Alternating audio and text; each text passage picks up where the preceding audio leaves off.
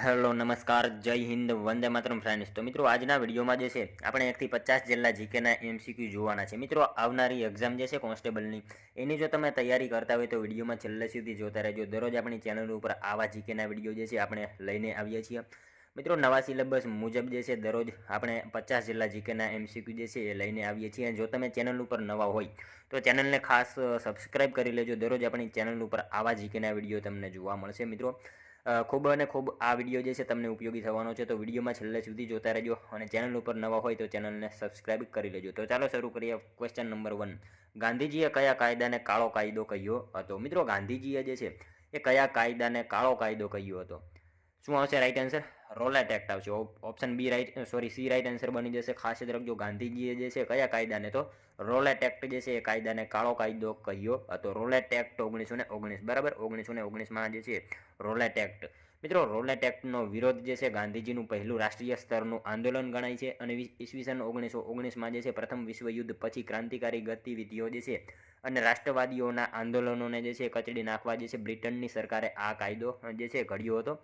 મિત્રો આ કાયદાને ઘડવા માટે બ્રિટિશ સરકારે રોલેટ સમિતિની જે છે રચના કરી હતી। રોલેટ એક્ટ નામથી જાણીતા આ કાયદામાં જે છે ભારતીયોની વાણી અને અભિવ્યક્તિની સ્વતંત્રતાને જે છે છીનવી લેવામાં આવી અને આ કાયદા મુજબ મિત્રો માત્ર શંકાના આધાર પર જે છે કોઈ પણ વ્યક્તિની સરકાર જે છે ઈચ્છે ત્યારે ધરપકડ કરી તેના ઉપર જે છે ખટલો ચલાવ્યા વગર જેલમાં પણ પૂરી શકતા હતા। આ પ્રકારનો જે છે એ કાયદો જે છે એ ઘડવામાં આવ્યો હતો, માટે જે છે ગાંધીજીએ આ કાયદાને કાળો કાયદો એવું કહ્યું હતું। ખાસ યાદ રાખજો।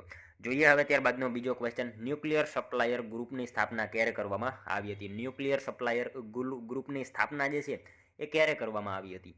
તો ક્યારે આવશે રાઈટ આન્સર? અહીંયા 1974માં આવશે, બરાબર। ખાસ યાદ રાખજો, ન્યુક્લિયર સપ્લાયર ગ્રુપની સ્થાપના ક્યારે? તો 1974માં જે છે એ ન્યુક્લિયર સપ્લાયર ગ્રુપની જે છે એ સ્થાપના કરવામાં આવી હતી। નેક્સ્ટ ક્વેશ્ચન જોઈએ ત્યારબાદનો, અતિસઘન વન વિસ્તાર સૌથી વધુ કયા રાજ્યમાં જોવા મળે છે? અતિસઘન વન વિસ્તાર મિત્રો સૌથી વધારે ટકાવારીની દ્રષ્ટિએ પૂછાય તો શું આવશે? મિઝોરમ જ આવે, બરાબર। ઓપ્શન એ રાઈટ આન્સર આપણો બની જશે। સૌથી અતિસઘન વન વિસ્તાર જે છે એ ક્યાં? તો મિઝોરમમાં જોવા મળે છે। મિત્રો તમે વિડીયો જે છે છેલ્લે સુધી જોતા રહેજો। આપણે છેલ્લે લાસ્ટમાં જે છે એક 51મો ક્વેશ્ચન રાખેલો છે જેનો આન્સર તમારે કોમેન્ટમાં જણાવવાનો રહેશે, તો વિડીયોમાં તમે છેલ્લે સુધી જોતા રહેજો।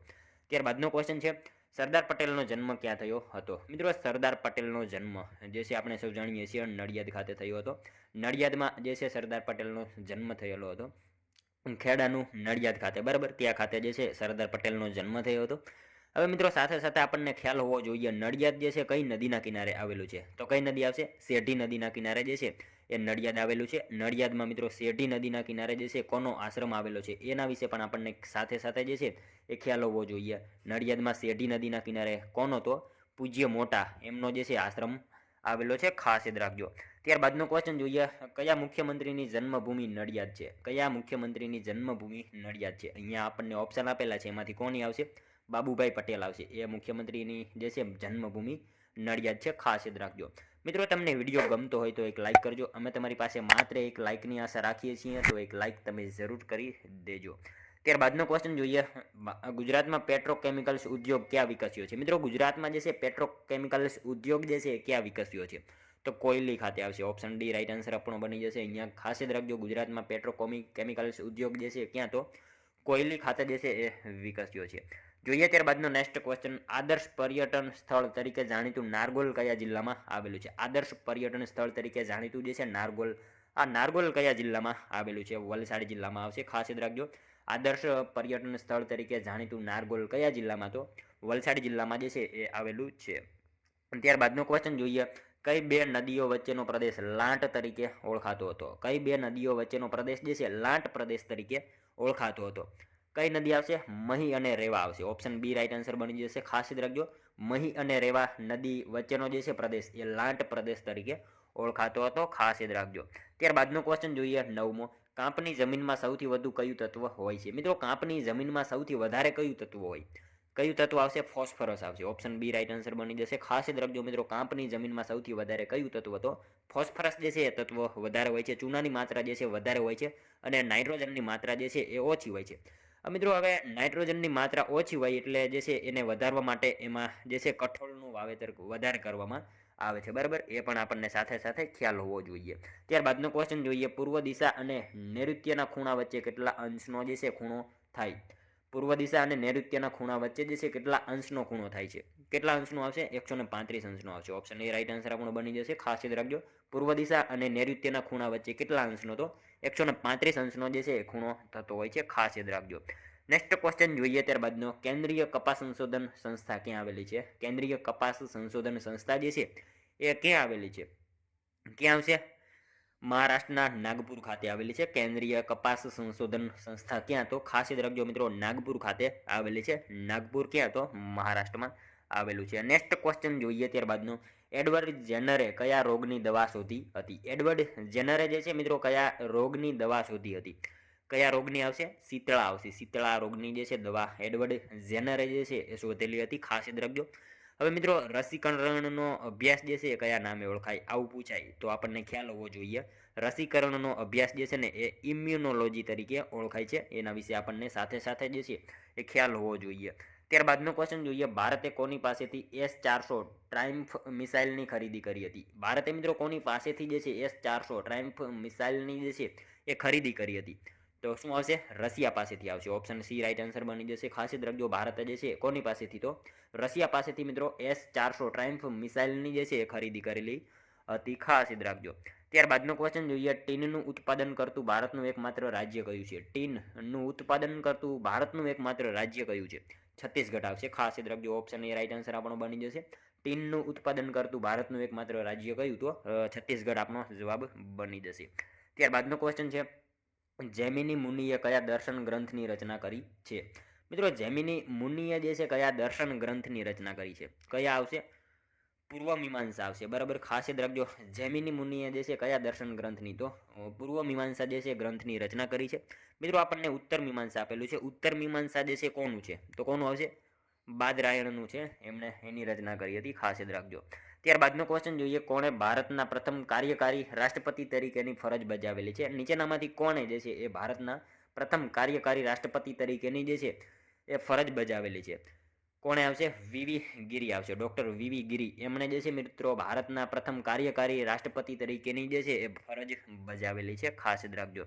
ત્યારબાદનો ક્વેશ્ચન જોઈએ, મહારાષ્ટ્રમાં આવેલી પ્રખ્યાત અજંતાની ગુફાઓ કઈ નદીના કિનારે આવેલી છે? મિત્રો, મહારાષ્ટ્રમાં જે છે આવેલી પ્રખ્યાત અજંતાની ગુફાઓ જે છે કઈ નદીના કિનારે આવેલી છે?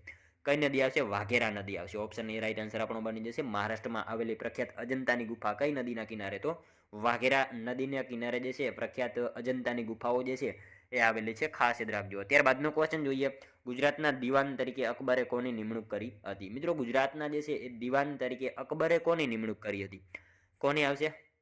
મિર્ઝા અઝીઝ કોકા આવશે. આપણો જવાબ ઓપ્શન ડી બની જશે. ખાસ યાદ રાખજો, ગુજરાતના દિવાન તરીકે અકબરે કોની? તો મિર્ઝા અઝીઝ કોકા, એમની જે છે એ નિમણૂક કરેલી હતી.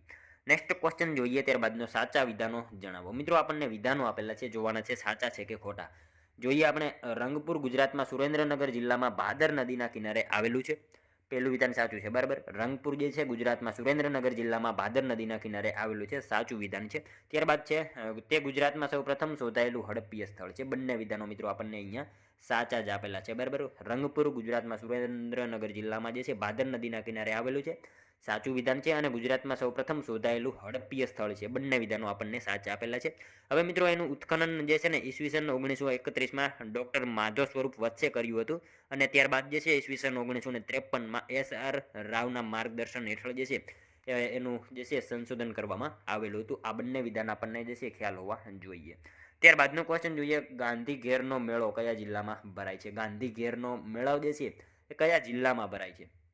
તો શું આવશે? અરવલ્લી જિલ્લામાં ભરાય છે. ખાસ યાદ રાખજો, ગાંધી ઘેરનો મેળો જે છે કયા જિલ્લામાં? તો અરવલ્લી જિલ્લામાં જે છે ગાંધી ઘેરનો મેળો ભરાય છે. મિત્રો, અરવલ્લી જિલ્લાના શામળાજી ખાતે જે છે ફાગણ વદ પાંચમના દિવસે સર્વોદય જે છે આશ્રમ ખાતે ગાંધી ઘેરનો જે છે મેળો ભરાય છે. ખાસ યાદ રાખજો, આ મેળો મિત્રો ખાસ રચનાત્મક પ્રવૃત્તિઓને ઉત્તેજન આપે છે. દારૂબંધીનો કાર્યક્રમ, ખેતીવાડી વિકાસના પ્રદર્શનો અને ખાસ મિત્રો આદિવાસી સંસ્કૃતિનું પ્રદર્શન જોવા મળે છે આ મેળામાં. અને મિત્રો, નશીલા પદાર્થોના વેચાણ અને સેવન ઉપર જે છે આ મેળામાં પ્રતિબંધ હોય છે.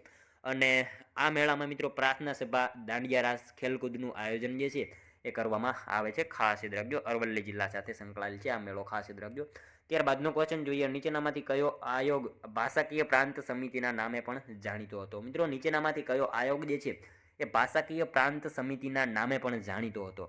કયો આવશે? ધાર આયોગ આવશે. ઓપ્શન સી આપણો રાઈટ આન્સર અહીંયા બની જશે. ખાસ યાદ રાખજો, ધાર આયોગ જે છે ભાષાકીય પ્રાંત સમિતિના નામે પણ જાણીતો હતો. ત્યારબાદનો ક્વેશ્ચન જોઈએ 22મો, અડીકડીની વાવ કયા પ્રકારની વાવ છે? અડીકડીની વાવ મિત્રો નંદા પ્રકારની વાવ છે. સાવ ઇઝી ક્વેશ્ચન છે. અડીકડીની વાવ કયા પ્રકારની? તો નંદા પ્રકારની વાવ છે અડીકડીની વાવ. ત્યારબાદનો ક્વેશ્ચન જોઈએ, ભારતીય સ્વાતંત્ર્ય ધારો કોણે પસાર કર્યો? ભારતીય સ્વાતંત્ર્ય ધારો જે છે એ કોણે પસાર કર્યો? કોણે આવશે? બ્રિટિશ પાર્લામેન્ટે જે છે એ પસાર કર્યો હતો. ખાસ યાદ રાખજો, ભારતીય સ્વાતંત્ર્ય ધારો જે છે એ કોણે? તો બ્રિટિશ પાર્લામેન્ટે જે છે એ પસાર કરેલો હતો. નેક્સ્ટ ક્વેશ્ચન જોઈએ ત્યારબાદનો, ભાડલા ડેમ કઈ નદી ઉપર આવેલો છે? ભાડલા ડેમ જે છે કઈ નદી ઉપર આવેલો છે? સુખભાદર નદી આવશે બરાબર. ઓપ્શન એ રાઈટ આન્સર બની જશે. ખાસ યાદ રાખજો, ભાડલા ડેમ જે છે કઈ નદી ઉપર? તો સુખભાદર નદી ઉપર જે છે ભાડલા ડેમ જે છે એ આવેલો છે. જોઈએ ત્યારબાદનો નેક્સ્ટ ક્વેશ્ચન, ભારતીય બંધારણમાં મૌલિક અધિકારનો ઉલ્લેખ કયા દેશના બંધારણની પ્રેરણા છે? મિત્રો ભારતના બંધારણમાં મૌલિક અધિકારનો ઉલ્લેખ જે છે એ કયા દેશના બંધારણની પ્રેરણા છે? સ્વિટ્ઝરલેન્ડના દેશની જે છે બંધારણના પ્રેરણા છે. ખાસ યાદ રાખજો, ભારતીય બંધારણમાં મૌલિક અધિકારનો ઉલ્લેખ જે છે કયા દેશના બંધારણની પ્રેરણા? તો સ્વિટ્ઝરલેન્ડ આવશે આપણો જવાબ, ઓપ્શન ડી. ત્યારબાદનો ક્વેશ્ચન જોઈએ, ગુજરાત રાજ્યની સૌપ્રથમ આયુર્વેદ કોલેજ ક્યાં આવેલી છે? મિત્રો સાવ ઇઝી ક્વેશ્ચન છે, પાટણ ખાતે આવેલી છે બરાબર. ખાસ યાદ રાખજો, ગુજરાતની સૌપ્રથમ આયુર્વેદ કોલેજ ક્યાં? તો પાટણ ખાતે આવેલ છે. ત્યારબાદનો ક્વેશ્ચન જોઈએ, મણિયારો નૃત્ય કઈ કોમના લોકો દ્વારા રજૂ કરવામાં આવે છે? મણિયારો નૃત્ય જે છે એ મિત્રો કઈ કોમના લોકો દ્વારા જે છે એ રજૂ કરવામાં આવે છે? તો કઈ કોમ આવશે? રાઈટ આન્સર મેર આવશે. મેર જાતિના લોકો દ્વારા જે છે મણિયારો નૃત્ય કરવામાં આવે છે. ખાસ યાદ રાખજો. હવે મિત્રો એના વિશે વાત કરીએ તો મેર જ્ઞાતિના જે છે પરંપરાગત દાંડિયા રસ તરીકે જાણીતા મહેર રસને જે છે મણિયારા રસ તરીકે ઓળખવામાં આવે છે. અને મિત્રો લગ્ન પ્રસંગે તેમજ નવરાત્રિના તહેવારોમાં જે છે મેર જ્ઞાતિના ખાસ કરીને પુરુષો દ્વારા જે છે એ મણિયારો રાસ જે છે લેવામાં આવે છે બરાબર. તમામ માહિતી આપણને એના વિશે ખ્યાલ હોવી જોઈએ. ત્યારબાદનો ક્વેશ્ચન જોઈએ, વલસાડ જિલ્લામાં આવેલ પારડી અને કેન્દ્રશાસિત પ્રદેશ દમણને કઈ નદી અલગ કરે છે? વલસાડ જિલ્લામાં મિત્રો આવેલ પારડી અને કેન્દ્રશાસિત પ્રદેશ દમણને જે છે એ કઈ નદી અલગ કરે છે? કઈ નદી આવશે? કોલક નદી આવશે બરાબર. ખાસ યાદ રાખજો, કોલક નદી જે છે મિત્રો વલસાડ જિલ્લામાં આવેલી છે. પારડી અને કેન્દ્રશાસિત પ્રદેશ દમણને જે છે અલગ કરતી નદી છે. મિત્રો કોલક નદીના કિનારે ઉદવાડા આવેલું છે બરાબર. ઉદવાડા જે છે ને કોલક નદીના કિનારે આવેલું છે. સાથે સાથે આપણને આવું એક્સ્ટ્રા નોલેજ જે છે એ સાથે સાથે ખ્યાલ હોવો જોઈએ. અને મિત્રો કોલક નદીમાંથી આપણને એક માછલી મળી આવે છે બરાબર. કાલુ નામની માછલી જે છે કોલક નદીમાંથી મળી આવે છે. અને મિત્રો એ માછલીની વિશેષતા એ છે કે સાચા મોતી આપે છે. કાલુ માછલી જે છે ને સાચા મોતી આપતી માછલી છે. અને મિત્રો ઉદવાડા જે છે ને એને આપણે પારસીઓનું કાશી પણ કહીએ છીએ બરાબર. આ તમામ માહિતી આપણને ખ્યાલ હોવી જોઈએ. ત્યારબાદનો નેક્સ્ટ ક્વેશ્ચન, કિમ વડી અદાલતના ન્યાયાધીશને 50% પેન્શન શેમાંથી આપવામાં આવે છે? કિમ વડી અદાલતના આ કિમ નહીં આવે, ટાઈપિંગમાં મિસ્ટેક છે. વડી અદાલતના ન્યાયાધીશને જે છે 50% પેન્શન શેમાંથી આપવામાં આવે છે? તો શેમાંથી આવશે? ભારતની સંચિત નિધિમાંથી જે છે આપવામાં આવે છે. ખાસ યાદ રાખજો, વડી અદાલતના ન્યાયાધીશને જે છે 50% પેન્શન શેમાંથી? તો ભારતની સંચિત નિધિમાંથી આપવામાં આવે છે. જોઈએ ત્યારબાદનો next question, Indira Gandhi stadium ક્યાં આવેલું છે? ઇન્દિરા ગાંધી સ્ટેડિયમ જે છે ક્યાં આવશે? લુણાવાડા ખાતે આવેલું છે. ઓપ્શન ડી રાઈટ આન્સર આપણો બની જશે. ખાસ યાદ રાખજો, ઇન્દિરા ગાંધી સ્ટેડિયમ ક્યાં? તો લુણાવાડા ખાતે આવેલું છે ઇન્દિરા ગાંધી સ્ટેડિયમ. ત્યારબાદનો ક્વેશ્ચન જોઈએ, આમુખ એ ભારતના સાર્વભૌમ લોકશાહી પ્રજાસત્તાકનું જન્માક્ષર છે. આ વિધાન કોનું છે? આમુખ જે છે ભારતના સાર્વભૌમ લોકશાહી પ્રજાસત્તાકનું જે છે જન્માક્ષર છે. આ વિધાન જે છે કોનું છે? કોનું આવશે? કનૈયાલાલ મુનશીનું છે આ વિધાન. ખાસ યાદ રાખજો, ઓપ્શન બી રાઈટ આન્સર આપણો બની જશે. ત્યારબાદનો ક્વેશ્ચન જોઈએ, કોડીનાર કઈ નદીના કિનારે આવેલું છે? કોડીનાર મિત્રો કઈ નદીના કિનારે આવેલું છે? કઈ નદી આવશે? સિંગવડો નદી આવશે. ઓપ્શન એ રાઈટ આન્સર બની જશે. ખાસ યાદ રાખજો, કોડીનાર કઈ નદીના કિનારે? તો સિંગવડો આ નદીના કિનારે કોડીનાર આવેલું છે. ત્યારબાદનો ક્વેશ્ચન જોઈએ, ભારતના બંધારણમાં મૂળભૂત ફરજોનો સમાવેશ કઈ સમિતિની ભલામણથી કરવામાં આવ્યો હતો? મિત્રો ભારતના બંધારણમાં જે છે મૂળભૂત ફરજોનો સમાવેશ કઈ સમિતિની ભલામણથી કરવામાં આવ્યો હતો? કઈ સમિતિ આવશે? સ્વર્ણસિંહ સમિતિ આવશે. ઓપ્શન બી રાઈટ આન્સર બની જશે. ખાસ યાદ રાખજો, ભારતના બંધારણમાં મિત્રો મૂળભૂત ફરજોનો સમાવેશ કઈ સમિતિ? તો સ્વર્ણસિંહ સમિતિની ભલામણથી જે છે કરવામાં આવેલો હતો. ખાસ યાદ રાખજો. ત્યારબાદનો ક્વેશ્ચન જોઈએ, બ્રિટિશ ભારતના સૌપ્રથમ ગવર્નર જનરલ કોણ હતા? મિત્રો બ્રિટિશ ભારતના સૌપ્રથમ ગવર્નર જનરલ કોણ હતા? વિલિયમ બેન્ટિક હતા. વિલિયમ બેન્ટિક જે છે બ્રિટિશ ભારતના સૌપ્રથમ જે છે ગવર્નર જનરલ હતા. ખાસ યાદ રાખજો, બંગાળના સૌપ્રથમ પૂછાય તો વોરન હેસ્ટિંગ આવશે, ભારતના સૌપ્રથમ પૂછાય તો વિલિયમ બેન્ટિક આવશે. હવે મિત્રો વાત કરીએ વિલિયમ બેન્ટિક, બરાબર. વિલિયમ બેન્ટિકનો સમયગાળો હતો 1828 થી 1835, બરાબર. ઈસવીસન 1803માં તે માદરસનો જે છે ગવર્નર હતો. એના વિશે આપણને ખાસ ખ્યાલ હોવો જોઈએ. 1803માં જે છે માદસરનો જે છે ગવર્નર હતો. અને મિત્રો 1833ના ચાર્ટર એક્ટ દ્વારા જે છે બંગાળના ગવર્નર જનરલને જે છે ભારતનો ગવર્નર જનરલ બનાવવામાં આવ્યો. આથી ભારતનો પ્રથમ ગવર્નર જનરલ જે છે એ વિલિયમ બેન્ટિક બન્યો, બરાબર. હવે જોઈએ ત્યારબાદનો નેક્સ્ટ ક્વેશ્ચન 35મો.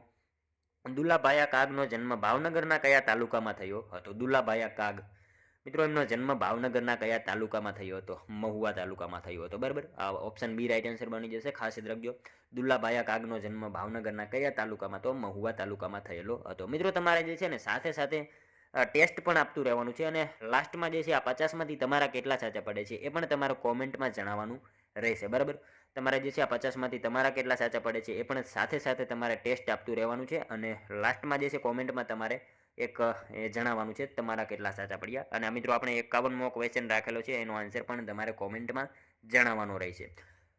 જોઈએ ત્યારબાદનો ક્વેશ્ચન, દેવભૂમિ દ્વારકા જિલ્લાનું મુખ્ય મથક જણાવો. ખંભાળિયા આવશે એનું મુખ્ય મથક. કયું? તો ખંભાળિયા છે. ત્યારબાદનો ક્વેશ્ચન જોઈએ, રાષ્ટ્રપતિ શાસન હેઠળના રાજ્યનું અંદાજપત્ર રાજ્યસભાને રજૂ કરવામાં આવે છે. રાષ્ટ્રપતિ શાસન હેઠળના રાજ્યનું અંદાજપત્ર જે છે એ રાજ્યસભાને રજૂ કરવામાં આવે છે. મિત્રો આ જે છે ને આ નહીં આવે, બરાબર.